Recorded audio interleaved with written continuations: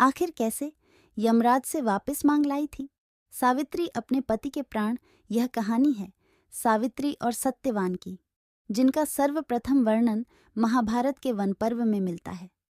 ये उस समय की बात है जब युधिष्ठिर मार्कंडेय मुनि से पूछते हैं कि क्या द्रौपदी के समान कोई अन्य स्त्री भी पावन पवित्र हो सकती है, जो पैदा तो राजकुल में हुई है, पर अपने पतिव्रत धर्म को निभाने के लिए जंगल जंगल भटक रही है।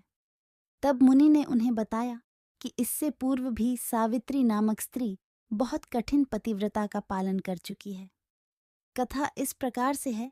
सावित्री प्रसिद्ध तत्वज्ञानी राजर्षि अश्वपति की एकमात्र कन्या थी। अपने वर की खोज में जाते समय उसने निर्वासित और वनवासी राजा द्युमत्सेन के पुत्र सत्यवान को पति रूप में स्वीकार कर लिया।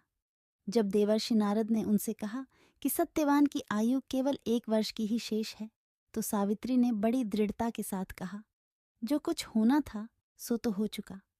माता पिता ने भी बहुत समझाया, परंतु सती अपने धर्म से नहीं डिगी। सावित्री का सत्यवान के साथ विवाह हो गया। सत्यवान बड़े गुणी, धर्मात्मा, माता पिता के भक्त एवं सुशील थे।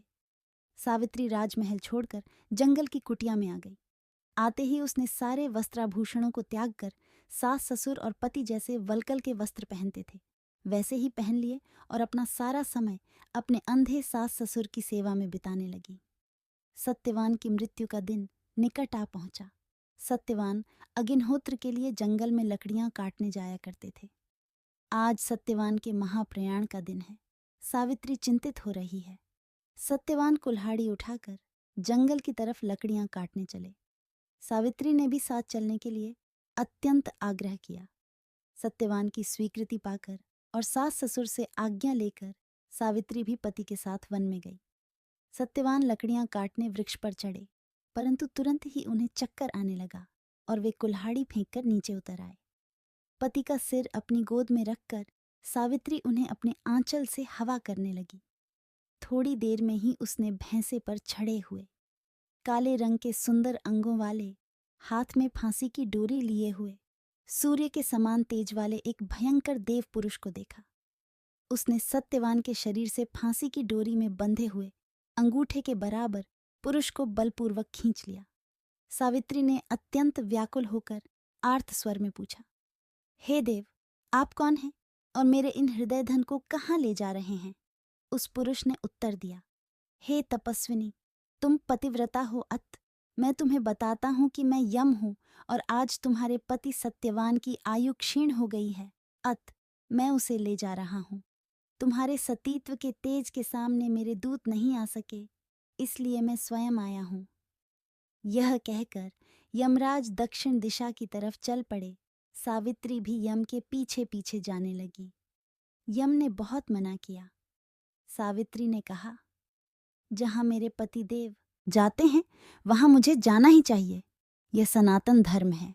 यम बार बार मना करते रहे, परंतु सावित्री पीछे पीछे चलती गई।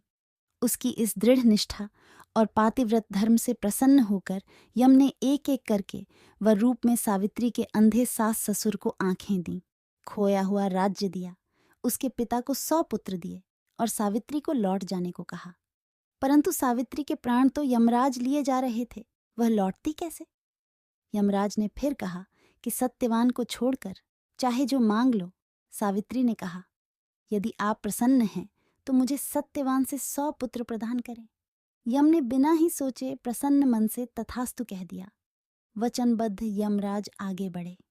सावित्री ने कहा, मेरे पति को आप लिए जा रहे हैं और मुझे 100 पुत्रों का वर दिए जा रहे हैं, यह कैसे संभव है? मैं पति के बिना सुख, स्वर्ग और लक्ष्मी किसी की भी कामना नहीं करती। बिना पति मैं जीना भी नहीं चाहती। वचनबद्ध यमराज ने सत्यवान के सूक्ष्म शरीर को पाशमुक्त करके सावित्री को लौटा दिया और सत्यवान को 400 वर्ष की नवीन आयु प्रदान की।